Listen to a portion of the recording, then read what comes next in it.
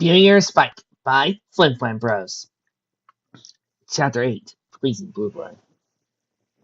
The snow continued to gently fall down outside the tower's window. Rarity watched the small beads of ice flutter down the landscape, covering it with winter wonder. Snow seems quiet on the mountain tonight, and not a footprint to be seen. Where's what? We're doing Beauty and the Beast, not Frozen. Hey, this is her favorite time of the year. She could dress up her cute little coats and scarves, try on her latest boots, take nice strolls through Ponyville, watch the colts and fillies laugh and play in the snow. It was a magical time of year, but no more. Now it seemed dread, dormant, and depressing. Where on the other side of that thin layer of snow lay nothing but death and misery. Leaves would brown and decay, flowers would shrivel up and die, animals hid in fear of the wintry jaws of death. Winter wasn't the same anymore as she watched the carrots carry her further away from her, back to her old life.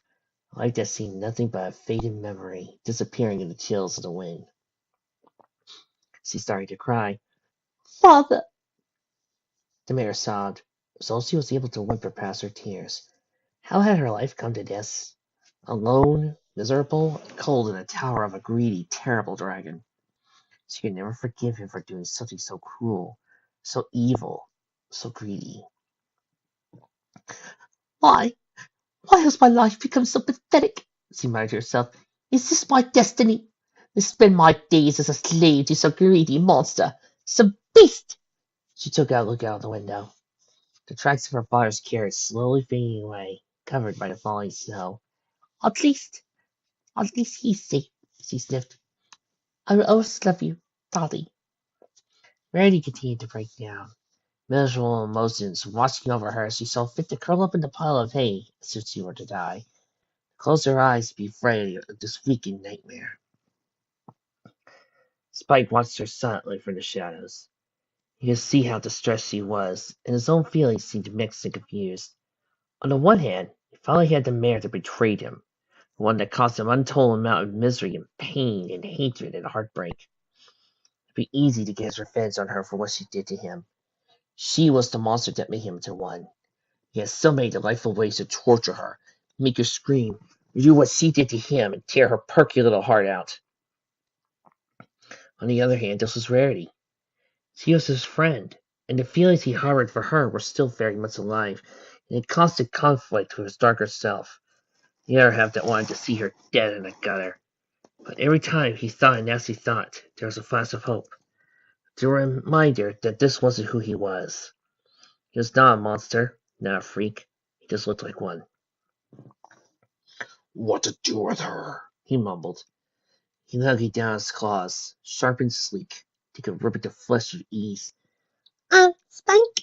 He blinked, looking down at the floor, seeing Pinky Stick lightly tapping at his ankle.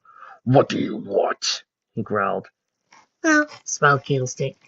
I was just thinking that, well, the tower isn't really the place for a lady. What is a place for my prisoners? The dragon barked, making sure to keep his voice down, lest certain ponies were to hear it. It is what she deserves, after all she's done. Okay, Mr. Guppy, the former party pony said startlingly. I think we need to stop feeling sorry for ourselves and realizing the blessing that barely brought you to the castle. This isn't a blessing, said Spike. An omen, a curse, a constant reminder of the pain and suffering, and my mistake. Exactly, your mistake, said Pinky, not hers. You'll see the opportunity we have here. We can break the spell. The spell, sighed the dragon, glancing down at his violet claws. He rubbed his thumb against his fingers, feeling the toughened scales that calloused over the air. He dragged them across his aged and hideous face, massaging his brow as he contemplated his options. That would never work. She hates me. Yeah, imprisoning your father and then slaying her kind of does that to a girl, mumbled the Candlestick. Shut it, Spike growled. Sorry, she admitted. Anyways, just saying, if you were to give her a chance to control your temper, you could fall in love and the spell would be broken. I don't know. Look at me. Spike, doesn't matter what you look like, said Pinky. What really matters is on the inside. Unlikely. Look, let's take baby steps, okay? The candle suggested. We'll start inviting her to stay in one of the guest bedrooms. I already asked Twycott to get the others to tidy up a bit. The dragon thought it over. You think that would work? I'm sure of it, she smiled. I know I'd get little Spiky still in there, and he would never want to see Rarity hurt or to see her sad. He sighed, feeling a little defeated. I suppose I'll ask her to sleep in the guest bedroom. With her breath, he slowly stepped out of the shadows and made his presence there known. Hello, he said, doing his best to keep his surging anger from erupting within him. Ah! The plane straight. Aside from the large dragon's sudden appearance. You startled me. Yeah, he said, drawing circles around the ground with his feet. So I was. Just come with me. I'll show you to your room. My room? Mirror asked. Do you want to freeze up here in the tower? He asked impatiently. Yeah. Then follow me. He grumbled, turning around, crawling to the door. He turned around. Are you coming or not? Reddy nodded her head obediently. Yes, she said, slowly following behind the hulking beast down the stairs to her new life. Goddess, I'm depressed, moaned Blue Blood as he dragged his crayon across the paper. It was a little later in the evening, the time for his coloring. He was never particularly good at it, but something about the mix of scribbles and colors tended to make him feel better, like an uplifting joy once all his troubles were lifted away. He could refer to a simpler time without responsibilities or worries. Not that he had any of those. Concert once over him, so peculiar to watch him color. Like he was referring to that little fool he once was, and could become more tolerable. How's it doing? The concert peeked over his shoulder and smiled. Hey there, Duster. Don't sneak up and I won't steal you like that, he chuckled. You're gonna give me a heart attack. Yes, that's that old, smiled the maid. I still love you after all. I'm older than you. Let's say a few years. Well, 12 is sort of cutting it. Just makes things weird, Feather said. I don't think of it that way. What is age not a number? I know you for you. You do. Not like I have anything else, sighed Consort. Not like Prince Blueblood or any other royal. Like I care for those things, the maid said. I choose to be with you because I love you, not because your age or your money. Thanks, smiled Consort. Give me a quick nuzzle. Now we have to deal with the kid. Is he coming? She asked. It's been over an hour. He's depressed, I think. How can you tell? He's said it like 5 times already. What's so deep about it? He's not particularly sexual, is he? She asked. Never had to take it before today, Consort sighed. Another mistake I made with him.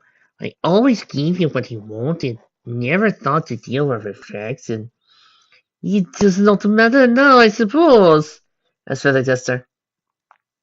He is who he is. This is not like it ever changed. I try not to think about it, said the red-coated advisor. I like to think we can all change, even in a heartbeat.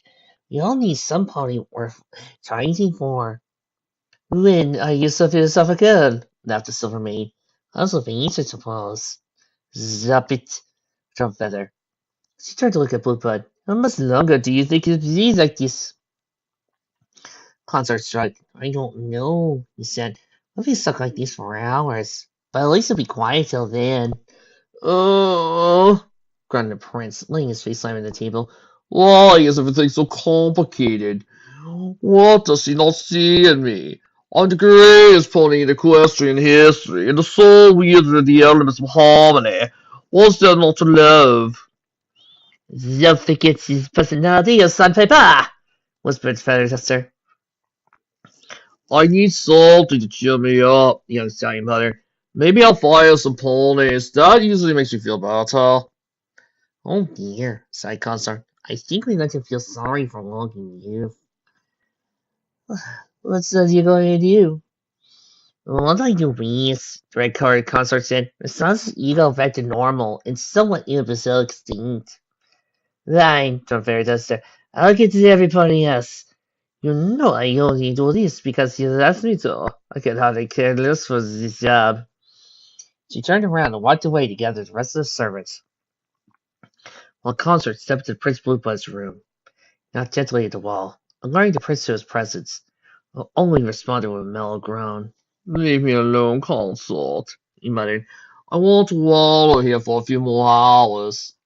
"Sire, you need to get out of this rut," he said. "Not healthy for you to be so depressed. Bad for your complexion." "Who cares?" "I do.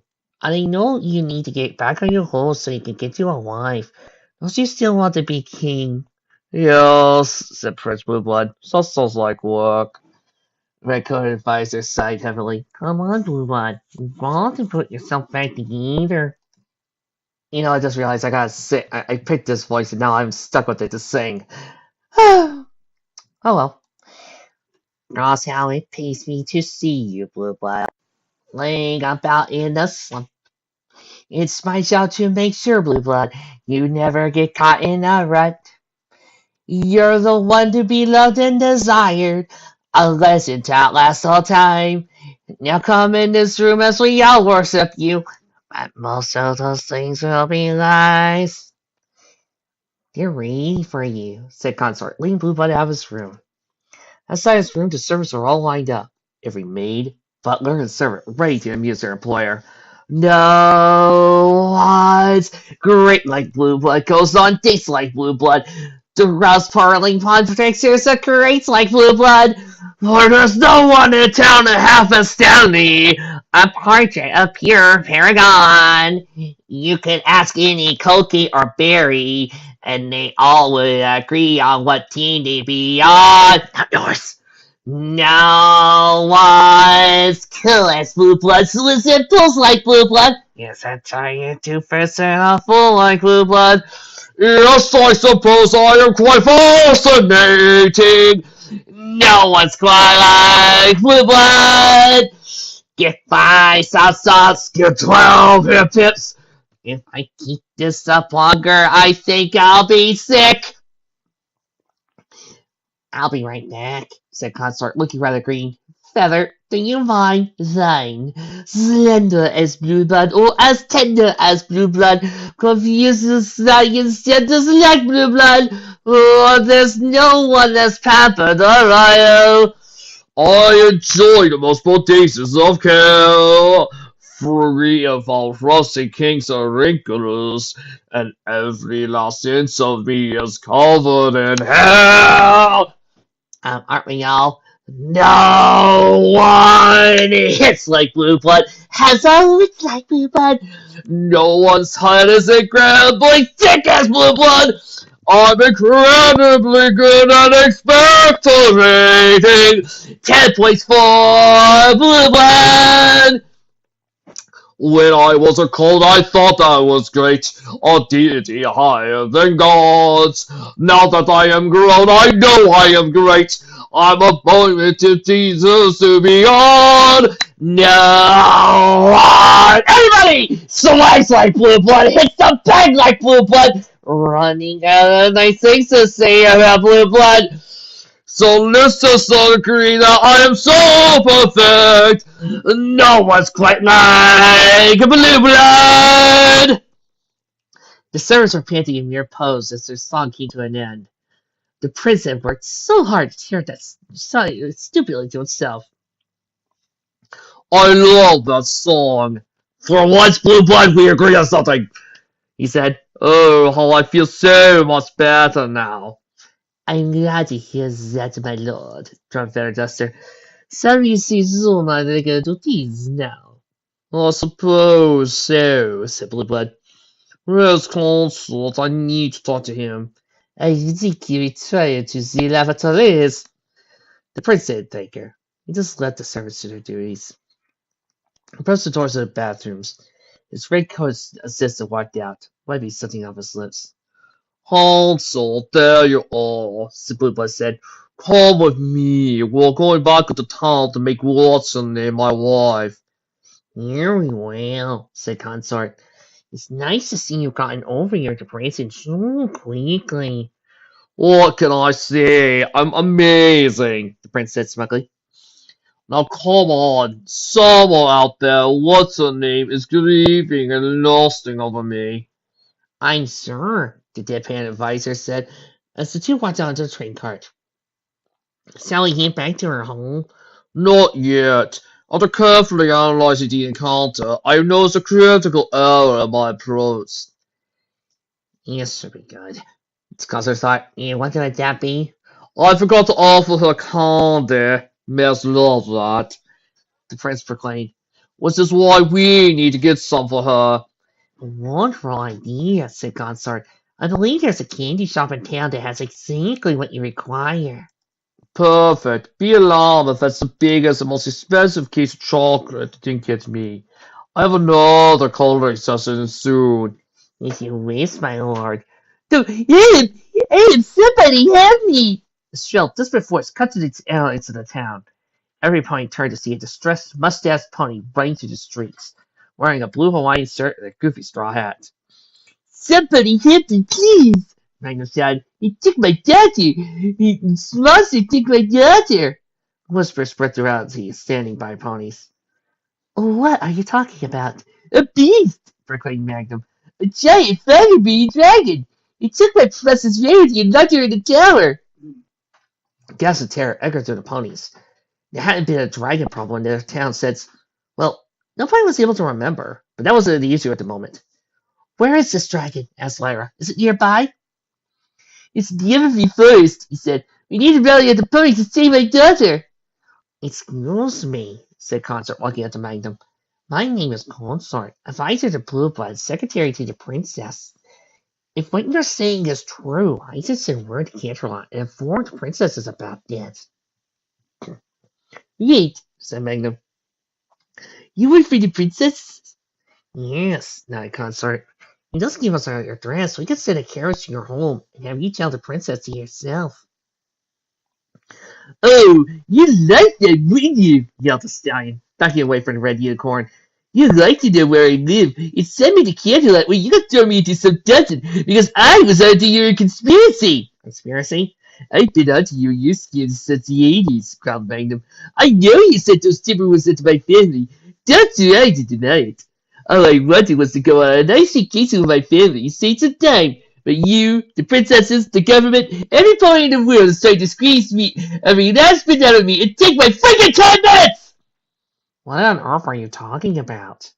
Asked Consort. We don't have Timberwolves under our employment. The idea is just silly. I'm onto you. You're sitting nuts. I need to get out of here. Exclaimed Magnum running away. Kick up back home. Nowhere is safe. The government will get us all! Run away! Run away! You're not saying this, folks, but I'm smiling at the storm. The government watched as Magnum disappeared from the streets, faded past the cottages and shops. Ponies of Ponyfield quickly resumed their daily business, leaving Consort and Blueblood confused on the road. Well, that was odd, muttered Blueblood.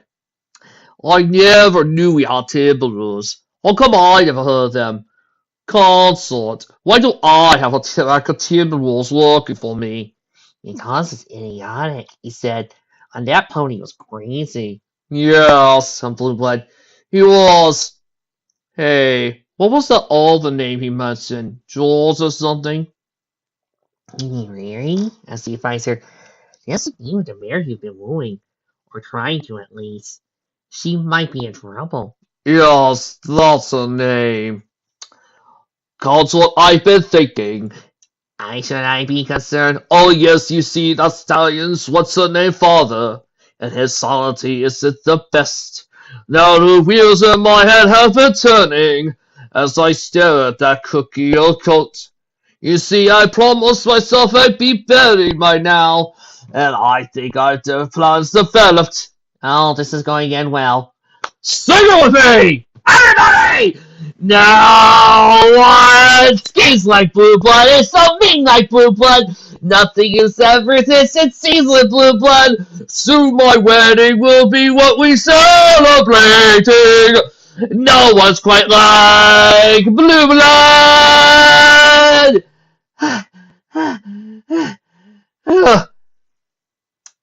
I gotta be our guest in the next chapter. I'm gonna give myself something to drink. Chapter 9. Won't you be our guest? Dragon and the pony slowly walked down the stony stairwell of the tower. The blistering cold of the up-and-coming snowstorm leaked through the cracks of the shattered glass windows. Rarity gave a little cough as she gingerly followed behind her captor. She lost so much in so little time, and could barely find the energy and courage to keep moving.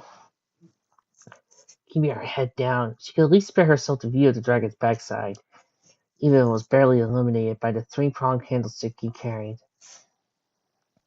Said candlestick kept looking back at the mirror, back at Spike. You should see something, she whispered.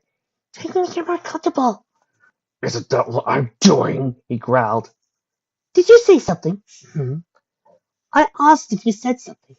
Oh, Nigger trailed off. Went to Pinky Stick for advice. The brass candelabra neck creaked back slightly as he mouthed the words, say something. Dragon. I just wanted to hope you would like it here, Spike said finally. Rarity, however, kept perfectly silent, feeling the need to elaborate because of the growing silence. Frantic Pinky, he continued. Try not to think of this place as your prison. This castle is your home now. You can go whenever you want on its ground, except for the West Wing. Why can't I go? It's forbidden! Shouted the Drake, his wings flaring up as he spun around. He faced one of his claws as it lay terribly close to Rarity's neck, stopping short but a few inches away. A look of anguish and shock sprang on her face. The blood rushed out of her face and complexion became pale and ghostly, even more so giving her white fur. Spike immediately withdrew his claw. I don't go on the West Wing. Okay, stuttered the unicorn as he continued to follow the dragon. They eventually reached the bottom of the tower and back to the main part of the castle. It was the first time Rarity could get a good look at it. Frayed banners, fraying color, crimson and gold, hung lazily from the ceiling in the bronze chandelier. Strange. Rarity always dreamed of living in a castle, but now she did, just wanted nothing more than to escape. This is your room, said Spike, breaking the silence as he approached a large red door at the back of the hallway. Oh, okay, nodded Rarity, still refusing to make eye contact. If you need anything, my servants will attend to your every need. Rarity said nothing as he walked to her room. It was highly decorated, and not a bit overdone. The large princess bed was neatly made, and the floor flexibly swept. The room reminded her of her old room, back at the boutique, the one she would never see again. Piggy Stick frowned as Rarity walked away. He said invite her to dinner, she whispered to Spike. Why should I? He whispered back. It would be the gentle, tricky thing to do, she smiled. Fine, Spike droned. Rarity turned her head. Did you say something? Yeah. You'll join me for dinner. That is not a request, he roared, slamming the door of the bedroom. Yeah, could have gone there, mumbled Pinky Stick. Shut up, grumbled Spike, dropping the candlestick and walking away. Tell Tiger Chair to prepare a feast. I want to impress. Sure thing, groaned Pinky. He herself on the ground and hopping into the opposite direction. I'll get right on it. Meanwhile, Rarity listened to the events outside. The dragon wanted to impress her? Why in Equestria would she want to do that? She asked herself. I didn't even know that. Father-stealing monster! Tears sprang from her eyes as she collapsed into her bed. The silk of the sheets were soft against her fur. Not even the sheets, woven by angels, could comfort her now. She was all alone in a castle of beasts. Please stop crying. Rarity said shut up as the tear-soaked pillows.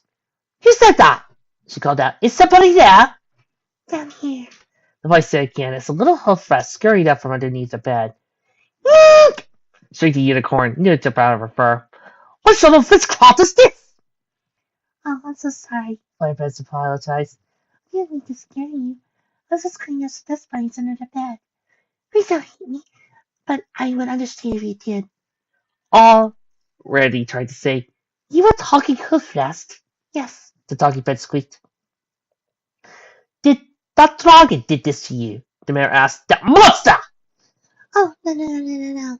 Flutterbeds quickly sputtered. Spike didn't do this to us. It was something else. Spike? Is that the dragon's name? Yes, nodded the yellow hostel. I'm sorry if he scares you. It feels a little scary sometimes. And all the time as well. He's pathetic, said Rarity. That thing is keeping me prisoner here. I'm sorry. The prince apologized once again. Oh, sweetie, sighed the unicorn. It isn't your fault. There's probably nothing you could have done. Oh, sweetie, sighed the unicorn. It isn't your fault. There's probably nothing you could have done. I know, but sometimes it makes you place feel better when they apologize. Even if it wasn't their fault. You really are sweet. Good heavens, what do you think I got you named, dear? It's Flutterbench. That's what every pony calls me now, she said. Did you have another name? Asked Rarity. My real name is Fluttershy, but Pinky Stick thought it'd be fun to change our names. I don't really mind, really. Well, I'll call you whatever you prefer. You can just call me Flutterbench, she said. I've gotten used to responding to it. Very well, Flutterbench, smiled Rarity. It's a pleasure to meet you. My name is Rarity. Okay, said Flutterbench, walking slowly over to the dresser. So, what would you like to wear for dinner tonight, Rarity? She asked. It's been a while since we used these dresses, but I think we can find something you like. Dinner? With Spike, nodded Bets. I know Tinker Jack will have something good cooked up really soon. It's not a good idea to keep Spike waiting. No, I'll find something for you to wear. That's sweet of you, really, the mayor smiled weakly. But I was not thinking of dinner. Yeah, I sort of lost my appetite. What? No! Gulped Flutterbench. You had to attend dinner. Spike told you to do it. You can't say no to him. I can't and I will, frowned Rarity. I'm not hungry in the slightest, so being around that dragon would make me want to hurl. Please, begged Fluttershy. You have to. You don't do it for him. Do it for me, please. Why? What would he do to you? Oh, that's not important, she quickly said. What is important is to give Spike a chance. Give him a chance, growled Rarity. After he imprisoned my father, after he took my life away, what celestial screen up will I give that beast a chance? Lights asked from the king inside Rarity's tongue. Or slowly creaked open. A small wooden clock quickly peeked through. Ahem, said Twyclock. Dinner is served, every pony. Please allow me to escort our guests to the dinner hall. Down in the main dining room, Spike, Tinker Jack, and Pinky Stick were all waiting for their guests to arrive. The dragon was pacing nervously back and forth, his expression changing from stress to constantly angry. Pinky and Tinker Jack were standing on the dinner room table. The Tinker Cup was putting the final finishing touches on vegetable crease, while the candlestick was hopping up and down with excitement. This is so exciting! Great Pinky Stick bouncing back and forth from table to table in its kitchen. This is it, Tinker Jack! The night we finally break the curse! Hold your horses there, Pinky, said Tinker. These things that's no comfort and form over now. Things time, places, and a little bit of romance. But we don't have time, stressed Pinky. We certainly don't have pieces of romance. You know I'm right here, snarled Spike. Sorry, big guy, said Tinker Jack. I just want this to go right, you know? Of course I know. I'm not a fool, he said. It's the only thing going through my head right now. If we do this right, we can break the spell, clapped Pinky Stick. So we all be ponies again! So sailed, said Tinker Jack. Spat, you got woo Rarity off her hooves tonight. No, really, the dragon muttered sarcastically. It's not that easy. I mean, look at her. She's so beautiful, and I'm a monster. Well, y'all certainly don't weigh her over with your head in the hay, frowned Tinker Jack. Get your back straight or clean those flags. Oh! called Pinky. And I'll order cupcakes. Everybody wants cupcakes. And please, sir, y'all are sincere and humble. Don't go so sincere and pitiful little girl. And be sure to smile and shower in compliments. But don't be too talkative and bore her. And don't forget to be always serious like a ninja spy. And above all, you must control your temper, said both household items at the same time. Spike was saying something, but he was interrupted by the creaking of a door. The dragon quickly straightened himself out, trying his best to smile for his guests. He knew he had to try and make a good impression, even though his first one was terrible. However, the only guest that appeared was Twyclock. Spike's straight smile drooped down. Well, where is she? He asked, doing his best to sound calm, failing to do so. Well, you see, Spike, the clock laughed nervously. She's not coming. What?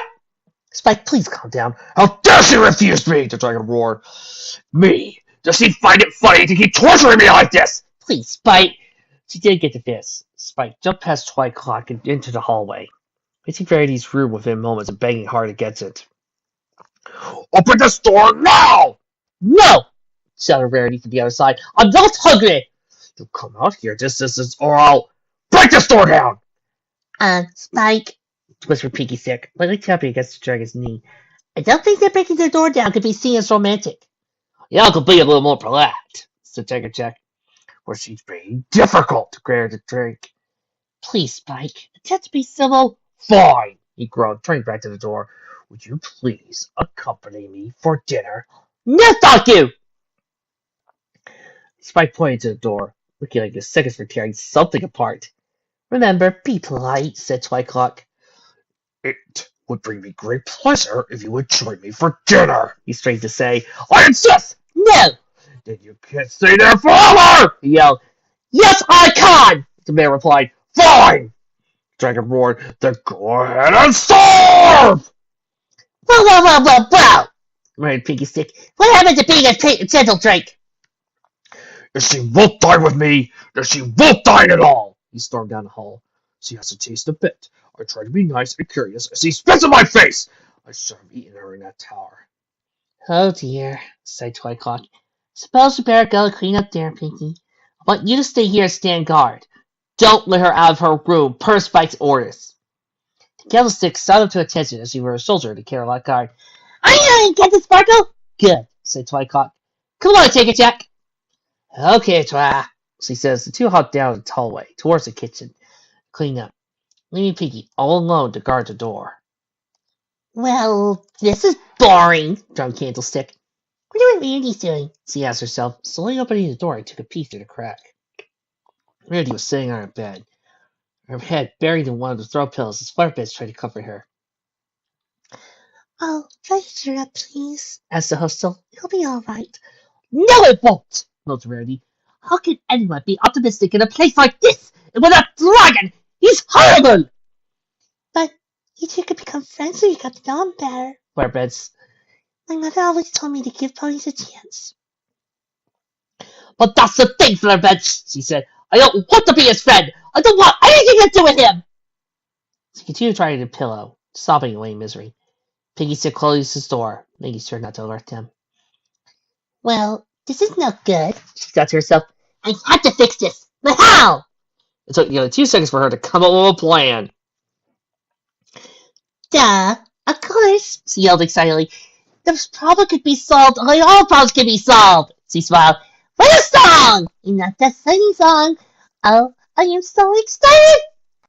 Well, you folks knew this was coming. Hit it! This is it. This is it. You excellent, here it is. And nothing would make me happier to sing and grant your wish. I'm so happy I can scream. You don't know how much this means. Pretty soon I'll be dancing. Don't believe me? I'll start prancing. I'll get my fill. After all, it's Pony Hill. And a song here is never second best. It's already are you to make my big debut. This is it. This is it. This is it. Know my marks, know my cues, know my rhythm, yes I do. Hearts of a ladder, I could jump and fly into the very air. You're alone and you're scared, but I always come prepared. Nobody's pony or complaining when Pinky Stick is entertaining. I tell jokes, perform tricks, it's not that hard, it's quite a snitch. And it's all great fun, you can bet. The time has come today, scream hip hip hooray. This is it. I know just, I'll be singing to your guest. Oh, this is it, this is it, this is it. Life, it has no meaning for a candlestick not singing. No steamer's cake or melody to call. Ha, those good old days when I could party, laughing, playing, and singing all day long. A whole year I've been resting my vocal cord. A/B testing, an audience like ear to call upon. Most days I just sit around eating cupcakes. Flabby, fat, and lazy, she come in and oopsie daisy! Oh my gosh, get the tabloid spick and spots. It reserves, but it'll serve. Tonight is our singing spot. The theater staring thee, and that, my dear, is fine with me. While the others are out cooking, I'll be prepping, I'll be looking for a song. Ready or not, goodness me, it's not a spot. Heartbeats racing, I want the company impressed. It's really a great show, the bestest song you know. This is it, this is it, this is it. This is it, this is it. Getting at it super quick. Been too long since anybody's been here, and I'm obsessed with your song, with your ease. We aim to please rarity. As the curtains rise, I knowing that the show starts showing. Step by step, one by one, till you shout, this is too much fun. Then I'll sing you up to sleep to rest your head. The night will be the best as I sing be our guest. This is it, this is it, this is it.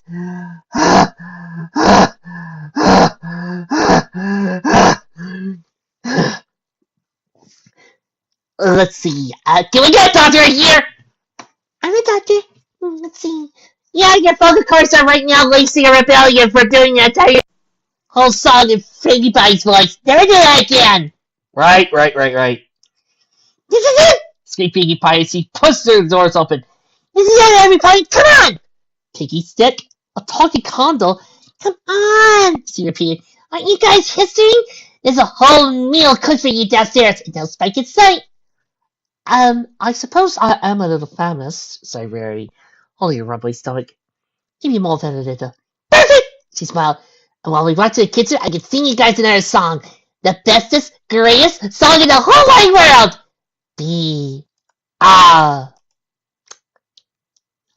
This is not me being annoying. This is really where the author stopped. Thank God. I swear. I can't believe I actually had to sing that one.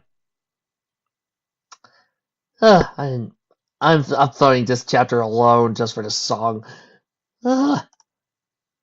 See you Monday, I hope.